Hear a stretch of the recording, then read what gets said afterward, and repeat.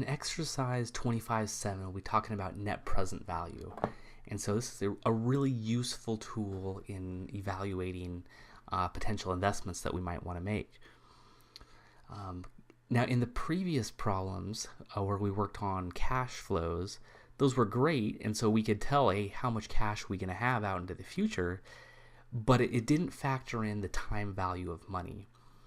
And that's going to be really important, because if you have $1,000 to put into something, in 5 years, you don't want to just get $1,000 back, because you could have been taking that $1,000 and investing it. So what the net present value does is it factors in a rate of return that you want to get. And so what's going to happen is when we calculate a net present value, we're going to have a number. Basically, if our net present value comes back at 0, what that's going to mean is that we got the return that we were looking for. And that'll make more sense once we go into it. But the key principle with net present value is as long as it's positive, it's going to be good. So if it's negative, that means we're not meeting our return. If it's positive, then we are meeting our return. And if we're comparing two options, then we'd obviously want the one with the higher of the two net present values. So let's just go ahead and work through it so it makes sense. So we've got a company that's evaluating the purchase of $150,000 of equipment. It's going to have a 4-year useful life. And so it gives us the net income, and it gives us the cash flows. So already plugged these numbers into Excel so we can use them. And so it asks us, assuming the desired rate of return is 15%, determine the net present value for the proposal. And so then it tells us that, hey, use the table of present value of $1 appearing on Exhibit 2. Okay, so if you guys want, you can go back to your book or look up online and look up the net present value tables. And so that's great. It works fine. However, we might as well use Excel to figure out that number for us. When you guys are working in your jobs, you'll never actually pull up a table to figure out the net present value. You'll pull the number out of Excel 100% of the time. So we might as well do that here. So we're evaluating the cash flows for 4 years. So we got years 1 through 4. And what it wants us to do is to calculate the present value of $1. So the present value factor is what it's looking for. Well, we can use Excel to calculate that for us. And so the formula for that is PV for present value. And the rate that we're going to use is 15%. And the number of periods is, so this box right here, we're looking for the present value of $1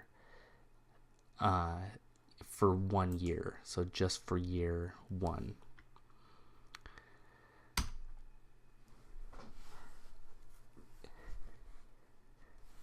And so we're not looking at a payment, we're just looking for the value. So we're going to ignore the payment. And then for the future value, we're going to do a negative $1. And so that gives us 0.870. And so basically all that means is that if you start with $1 at the end of the year,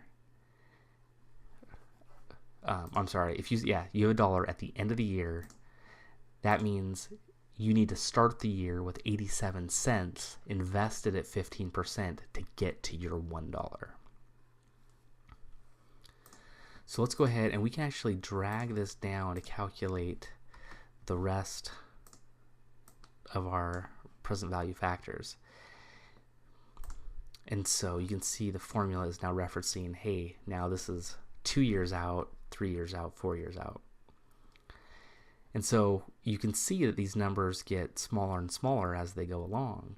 And so like in year 4, that's saying, hey, if we want to have $1 at the end of year 4, 4 years before, we just need to start with 57.2 cents invested at 15% in order to get us to our $1. All right, so to use this in this problem, so we have cash flows here, 80,000, 65, 50, and 40. So, for example, this $40,000 that we're going to get way out in the future is actually worth way less today because it's going to be invested over 4 years at 15%.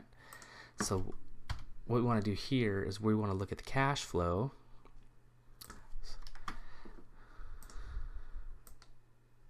Oops.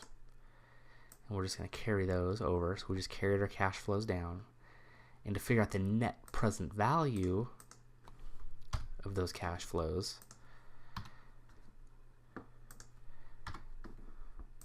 we just multiply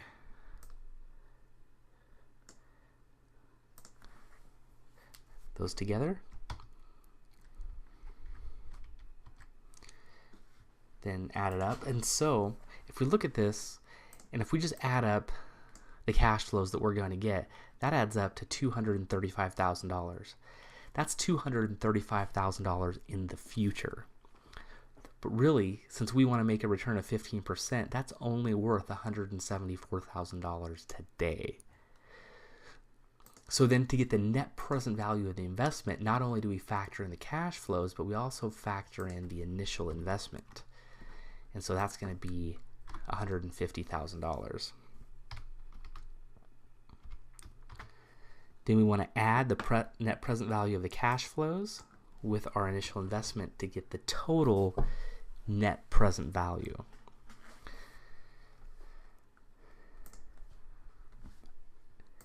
So the number comes out to be a positive 24,460.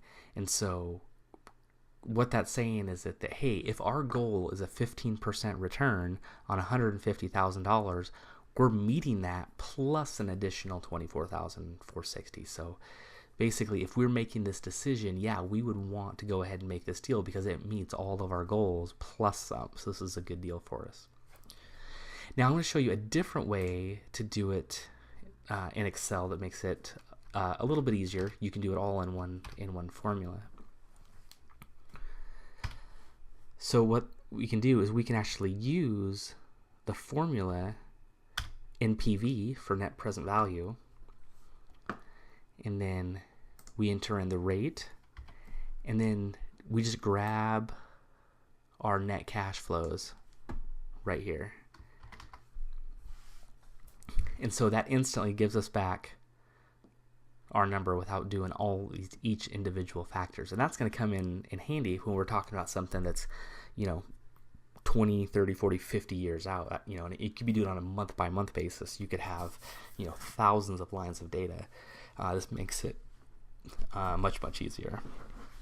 So then what you do is then you just subtract out your initial investment to get a matching net present value that we calculated above.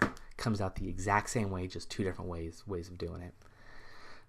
One thing I want to point out as you guys are going through your homework is the book does it a less accurate way, and by less accurate, what they do is they're just using a 3-digit number as your present value factors, which is actually a rounded number. So if we look at these and we actually expand them out, it's actually a much different number. So this is the more accurate way because the rounding actually decreases the accuracy. But for book purposes and homework purposes, you might want to be able to match the number in the book or Cengage exactly. So to do that, we just go up here and we just want to put the round function around what we're doing. So we just do round. We're going to round our original formula, and we just want to round it to 3 digits. And so carry that down. So the book answer is going to give you 24,000 520, which is just a little bit different than what the actual net present value is. But you could do it either way. I just wanted you guys to be aware of that as you're working through the problem.